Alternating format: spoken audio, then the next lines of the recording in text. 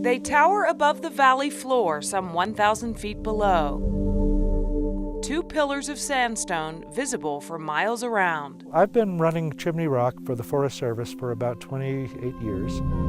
But Glenn Raby is generations upon generations removed from the first people to be mesmerized by these rocks. This is one of the most exposed of the Chaco and outlier sites. The Chaco people, ancestors of the modern Pueblo, first ventured north to these rocks more than 1,000 years ago. For some reason, they wandered up north to this high altitude site and built this amazing structure.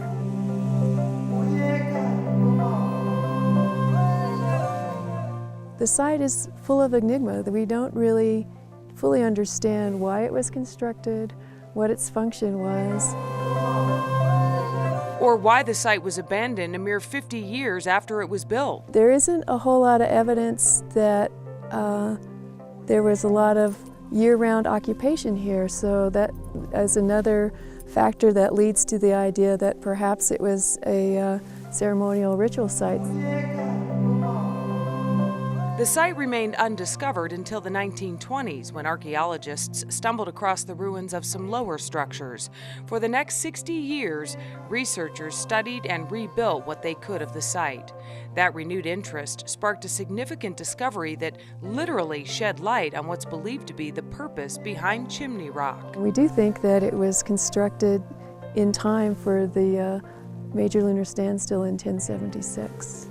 And then we think that it was rebuilt in time for the next lunar standstill in the 1090s.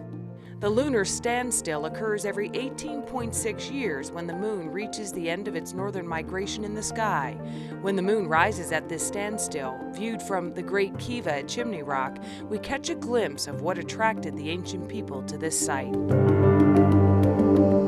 We don't really know its full importance, but we realize that they were tuned into that and they understood it. That has brought even more attention to the site, but at a cost. At sites like this that are exposed and used for tourism, we expect a certain amount of loss. If a rock comes off, we can replace it. That does cost money, though. Money that is getting harder to come by and can't feasibly be raised by increased attendance. One of the things that is a limiting factor, though, is the physical size of the site. We can't pack that many people up here. Preserving the site is proving to be as enigmatic as the site itself. We know that you can't preserve everything. We can't live in museums.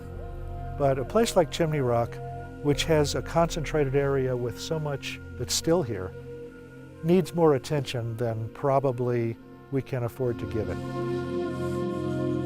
Most of what people have built over the millennia has been lost.